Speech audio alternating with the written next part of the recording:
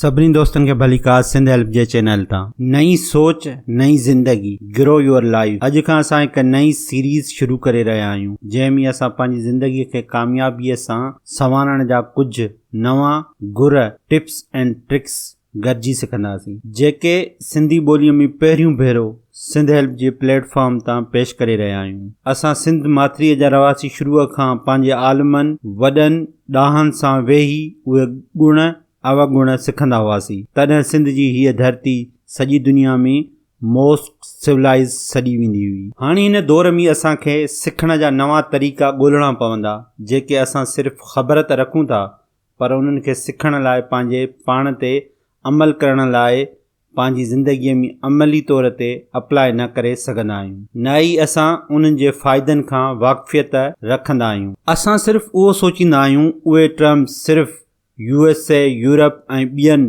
तरक़ी याफ़्ता क़ौमुनि लाइ आहिनि। ही टॉपिक्स उन्वाननि जी सीरीज़ तव्हांजी मदद कंदी फिज़िकली, सोशली, स्पिरिचुअली, प्रोफेशनल ऐं पर्सनल डेवलपमेंट में। जीअं असां ॼाणियूं था त कुदरत जा सभु रंग, कुदरत जी हर शइ इंसान खे पंहिंजे तरफ़ ई सॾे रही आहे। असांखे उहे तरीक़ा सिखणा पवंदा जंहिंसां असां कुदरत जे मख़लूक ऐं कुदरत जे बहितरीन अशरफुल मख़लूक इंसान ज़ात सां बहितर डीलिंग बर्ताव करे सघूं। पंहिंजनि वालदेन, पंहिंजनि फैमिली मेंबरनि ऐं ॿियनि माण्हुनि सां सुठे सलूक सां ॻाल्हि ॿोल करे पंहिंजे लाइ, पंहिंजे अचण वारनि इंसाननि लाइ हिकु मिसाली माशरो गॾिजी करे ठाहे सघूं था। असां इंसाननि खे हिन दुनिया में ज़िंदा रहण लाइ कुदरत जे पॉज़िटिव रंगनि खे ज़रूरु सिखणु, स्पेशली उहे रंग, उहे स्किल्स जेके असांजी ज़ात खे रूहानी ऐं मुआशरे जे भलाईअ लाइ काराइता आहिनि।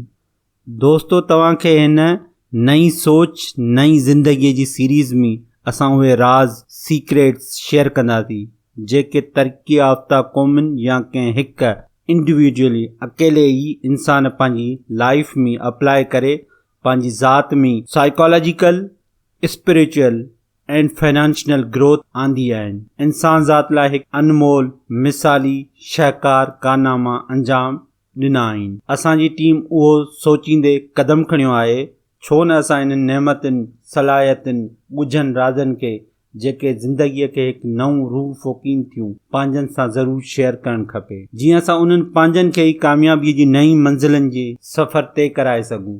उन इहा सीरीज़ जो पहिरियों उनवान आहे learn the art of validation. Learn the art of validation, तस्दीक करण जो हुनर सिखो। अॼु जे हिन नफ़्सा नफ़्सीअ जे दौर में असां ॾिसूं था त ख़ानदाननि में बि मसइला वधंदा पिया वञनि। मिसाल जे तौरु नाफ़रमानी, को बि कंहिं वॾे जो चवणु न मञणु, उन सां गॾोगॾु मिसमैच, मिसमैनेजमेंट, वॾियूं वॾियूं एक्सपेक्टेशन्स रखणु, मतिलबु हर वक़्तु ॿियनि खां उमेदियूं लॻाइणु कंहिं बि ॻाल्हि में। उन ते ॻाल्हि ख़तमु नाहे थींदी। उन खां अॻिते हली ॾिसूं था त असांजे नौजवाननि में अक़ीदे जो वॾो बिगाड़ नज़र अचे थो। उन सां गॾोगॾु उहे एडिक्शन्स, नशे में बि मुब्तला आहिनि ऐं मेंटल इलनेस, ज़हनी बीमारियूं बि ॾींहों ॾींहुं वधंदियूं पियूं वञनि। उन्हनि सभिनि मुश्किलातुनि खे कीअं असां मुंहुं ॾेई सघूं था, कीअं असां पंहिंजे मुआशरे में हिकु काराइतो पुटु, भाउ, पीउ, भेण, धीउ ऐं माउ जो भरपूर किरदारु अदा कराए सघूं था, कीअं असां पंहिंजे घर वारनि खां पंहिंजे इर्द गिर्द जे इंसाननि खे एम्पावर करे सघूं था। उन्हनि लाइ असांखे कुझु स्किल्स सिखणा पवंदा। असां उन्हनि अहम कम्युनिकेशन स्किल्स खे सिखंदासीं। जीअं असां ॼाणूं था त अल्लाह ताला इंसान खे हिकु ॻाल्हाईंदड़ ऐं सोच रखंदड़ हैवान ठाहियो आहे। सभ खां पहिरियां ई असां सिखंदासीं लर्न द वैलिडेशन। वैलिडेशन कीअं सिखूं, उहा कीअं असां अप्लाई करे सघूं। असांखे उहो सिखणु ज़रूरी आहे त ॻाल्हाइण, कम्युनिकेशन स्किल्स ई इंसान खे इंसाननि खां अलॻि कंदी आहे। उन लाइ सभ खां पहिरियां ई असांखे सही कम्युनिकेशन सिखणी पवंदी। उन जो सभ खां पहिरियों उसूल आहे, सभ खां सही तरीक़ो आहे असांखे वैलिडेशन मतिलबु तस्दीक करणु अचे, तस्दीक करणु सिखणी पवंदी। मतिलबु जॾहिं बि असां हिक ॿिए सां कम्युनिकेशन करियूं त असांखे उहो ज़रूरु अचणु खपे त कंहिं वक़्तु येस चवणो आहे, कंहिं वक़्तु नो चवणो आहे। मतिलबु सही टाइम ते सही ॻाल्हाइण जो स्किल्स, जंहिंखे आसान में हुनर चवंदा आहियूं, उहो सिखणो पए। जॾहिं बि असां कंहिं सां ॻाल्हाईंदा आहियूं त असां पंहिंजे जज़्बात जी वैलिडेशन तस्दीक चाहींदा आहियूं। असांखे उहो तमामु सुठो लॻंदो आहे जेको कुझु बि ॻाल्हाए रहिया आहियूं अॻियूं इंसानु उनखे एक्सेप्टेंस ॾिए, ध्यान सां ॿुधे ऐं मञे। उन जे करे ई नेचुरली असां उन इंसान जी ॻाल्हि वधीक ॿुधंदा आहियूं जेको असांजे हा में हा करे। जिते असां न चयो आहे उते बि उहो एक्सेप्ट करे हा में हा चवे, उहो ॿुधणु पसंदि कंदा आहियूं। सवाल उहो पैदा थिए थो त जॾहिं को माण्हू असांखे सचो पको सच चवंदो आहे त पोइ असांखे कावड़ छो ईंदी आहे। अल्लाह ताला असांखे अहिड़ो दिमाग़ ॾिनो आहे जंहिंजे अंदरि अहिड़ो त प्रोडक्टिव सिस्टम ता कयो आहे। जॾहिं केरु असांजे मथां तनक़ीद कंदो आहे, जॾहिं असांखे का तकलीफ़ महसूस थींदी आहे, को बि असांजे दिलि ॾुखाइण जी कोशिश कंदो आहे या का अहिड़ी ॻाल्हि कंदो आहे, असां उन ॻाल्हि खे मञण लाइ तयार ई न थींदा आहियूं। असांजो दिमाग़ असांखे उहो मैसेज ॾींदो आहे अहिड़ो कुझु बि न थियो आहे। उन जे करे जॾहिं को असांखे तनक़ीद कंदो आहे या असांजो पंहिंजो का बि इस्लाह करण जी कोशिश कंदो आहे, तॾहिं असां पंहिंजे पाण खे ॿुधाइण शुरू कंदा आहियूं मूं त का बि ग़लती न कई आहे, हू ॿियो मतिलबु अॻियूं माण्हू मुंहिंजे ख़िलाफ़ ईअं ग़लति ॻाल्हि छो करे रहियो आहे। हाणे असांखे उते थोरो सोचे सम्झी उन ॻाल्हि खे पंहिंजे प्रोडक्टिव सिस्टम जे थ्रू वैलिडेट करणु खपे त छा उहा ॻाल्हि वाक़ई सही या ग़लति आहे। हाउ टू वैलिडेट, कीअं तस्दीक कयूं। असां उहो कीअं तस्दीक कयूं त सही जॻह ते हा करियूं ऐं ग़लति जॻह ते न करे सघूं। जेकॾहिं असां सूरे अहज़ाब खे ॾिसूं था त अल्लाह तबारक ताला फरमाए थो त ए ईमान वारो अल्लाह खां ॾिजो ऐं जेका बि ॻाल्हि कयो सही ऐं सिधी ॻाल्हि करियो। उन सां गॾोगॾु असांखे उहो ॿुधायो वियो आहे त उहो अव्हां लाइ अव्हां जा कम सुधारींदो ऐं अव्हां लाइ अव्हां जा गुनाह बख़्शींदो। ऐं जेकॾहिं माण्हू अल्लाह ऐं उन जे रसूल सल्लल्लाहु अलैहि वसल्लम जी फरमा बरदारी करे थो त बेशक उन ज़बरदस्त कामयाबी हासिल कई। उन सां अल्लाह ताला असांजी इस्लाह कंदो आहे, असांजे गुनाहनि खे ढके छॾींदो आहे। उन लाइ असांखे अल्लाह ऐं उन जे रसूल सल्लल्लाहु अलैहि वसल्लम जी इताअत जे तरफ़ वञणो पवंदो। त पोइ दोस्तो असां सभिनी खे वैलिडेशन लाइ कहिड़ा कहिड़ा कम करणा पवंदा। असां सभिनी खे सिर्फ़ 3 शयुनि खे पंहिंजी ज़िंदगीअ में आणणो पवंदो, पंहिंजे ज़िंदगीअ में अप्लाई करणो पवंदो। Number 1 gratitude, शुक्रगुज़ारी। नंबर 2 मुस्बत सोच, पॉजिटिविटी। नंबर 3 रेशनल थिंकिंग, मतिलबु असां पंहिंजे मन घड़त अजायूं ॻाल्हियूं न कयूं। जेको कुझु ॻाल्हायूं हक़ीक़त ते ॿधल हुजे उहो बयानु कयूं, जेको हक़ीक़त में ऐं सिधो सहूं असां सां रिलेटेड हुजे। हेॾां होॾां जूं ॻाल्हियूं खे छॾे ॾियणु। How to validate yourself. 2-3 things, असां कीअं उन्हनि खे पंहिंजी ज़िंदगीअ में वैलिडेट करे सघूं था।